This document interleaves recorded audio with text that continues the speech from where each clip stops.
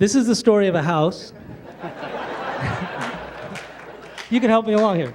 A rain tank, an incredible view, and two homeowners who didn't quite realize what they were getting themselves into. The site is a hilltop above the rural town of Carnation, about 25 miles east of Seattle, where the Tolt River flows into the Snoqualmie. The 270-degree view of the Cascade foothills is breathtaking, but it was unobstructed for a reason. Yeah, that was because our land was brutally clear-cut by the previous owner. Our first task was to figure out how to go about replanting. We took a 9-week forestry class with WSU Extension to become stewardship foresters, and then we created a forestry plan. On President's Day weekend in 2011, Marion and I augured holes and hand-planted 950 trees, trudging up and down the steep slopes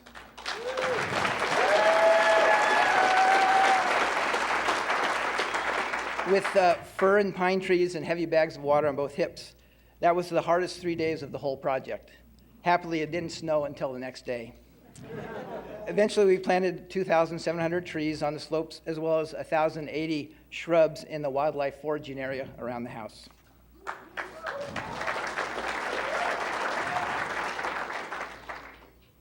The other major problem with the site was that it had no water. It sits 250 feet above the valley floor, which required a well 470 feet deep. Think 1.5 football fields straight down. Neighboring wells, shown in blue on the map, were having problems, such as weak flow or being tainted with arsenic. The Aamotts got a bid to drill their well, $32,000 with no guarantee they would get water.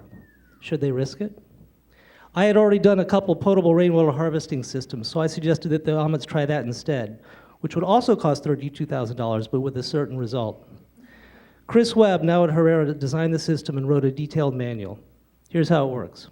Rain falls on the large metal roof, flows through two pre-filters shown in the upper right, and on into this 8,800-gallon rain tank that sits next to the house. From there, a 1.5 horsepower pump pressurizes it for indoor use and runs it through a series of progressively finer filters until it's treated with UV light to sterilize it and make it potable. It's pretty much the same technology used for the water you're drinking right now, just on a single house scale. So rainwater harvesting for houses was legalized in 2009 in Washington State. We were seeking to be the first house in King County to use rainwater for our only water source. We submitted Chris Webb's design to King County. They turned us down.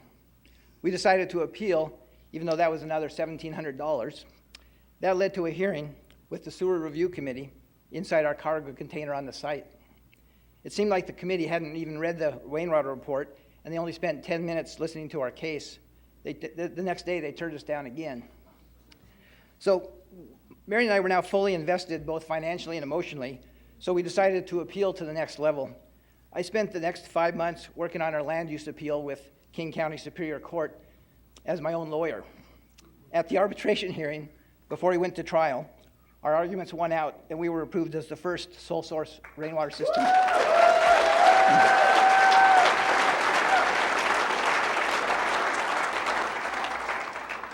We love our rainwater, but we did have a few initial problems. We ran very low on water this February. How can that happen in Washington? Well, we didn't know you need to clean your pre-filters a lot more often. And my homemade rain level indicator got stuck. So we thought we had plenty of water in the tank until it ran low. We had to pay to have 4,000 gallons of water trucked in to get us back up and running. Another issue was that every time our rainwater pump kicked on, our DSL would drop. So we couldn't use rainwater at the same time we were using internet. Since I work at home, this led much too often to the disturbing question, can I flush the toilet? That went on for a whole year until finally we figured out that our DSL box wasn't grounded. The Aamotts moved into their mostly completed house last year. It packs 3 bedrooms and 2 baths into a modest 1,640 square feet. The attached 4-stall garage workshops makes for a 98-foot-long building that I shaped and clad to resemble a barn, just like the buildings in the valley below. The house achieved a comprehensive green building agenda. Net zero water, net zero energy, most of the wood FSC certified. Systems include solar, hot water, PV electricity, and of course the rainwater. It's a certified passive house, and its blower door test came in with an equivalent leakage area of 6.5 square inches. That means if you add all the gaps and cracks in the entire house, it's the size of this business card. A house this ambitious would be a challenge for a professional contractor with deep green experience. But the Aamodts wanted to build it themselves. They thought it would take them 2 years. Instead,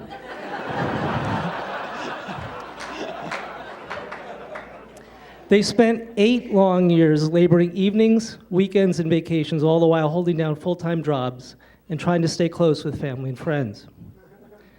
They bought the land back in 2009, right after Obama's inauguration, the first one. Year 1 was design.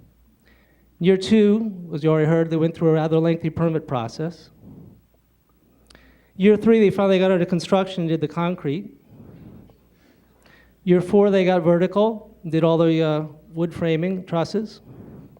That was the London Olympics. That was one Olympics previous to this one. Year 5, enclosed the thing, roofing, siding, windows. Mandela died that year. Year 6, mechanicals, drywall, insulation. Seahawks won the Super Bowl. Year 7, interior finishes. Gary and Mary also had his and hers knee surgery that year. And year 8, this year, they finally got to move in.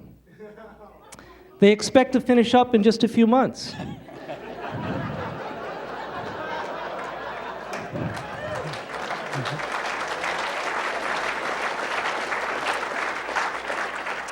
That will be just as Obama completes his term of office, the second one. It didn't take us 8 years to build just because of the tree planting, rainwater appeals, and limited time.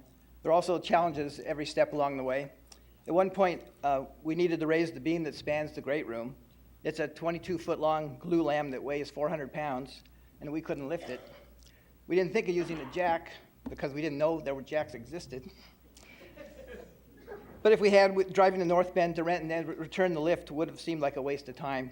Instead, we spent 6 hours incrementally shimmying it up, block by block, with ratchet straps for safety and some of the lifting. It was stressful, but at the end of the day, it rolled into place and no one got hurt. We found with our project, we rarely got to say, "Oh yeah, that was easy." Marion and I had never built a house before, but I had done concrete work 30 years ago during college.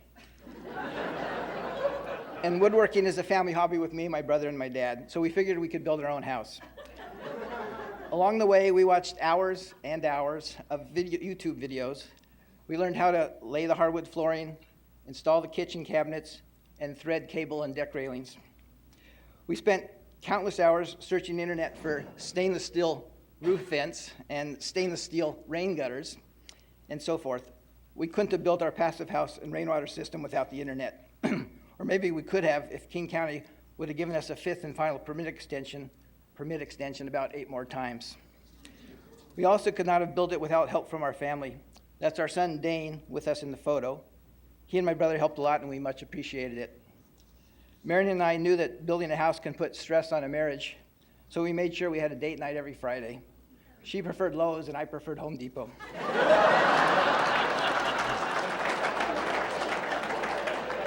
30 seconds. Once you start building a house, you're committed and pretty much stuck. Several times over the years, Marion would ask, "Can't we just sell it?" But it's not like dropping a class in college. You have to finish what you started. Passion sustained us for the first 4 years. After that, it was dull pain and endurance, like the Iditarod with no dogs. Now that it's almost finished, we love our house. We can fix anything that goes wrong with it. We take a lot of satisfaction in knowing that we built it ourselves. In our Zen moments, we refer to it as the house of imperfection and acceptance. A few months from now, I hope to wake up on a Saturday morning, and instead of putting on my tool belt, I'll go out on the deck with a book and spend the day enjoying the incredible view.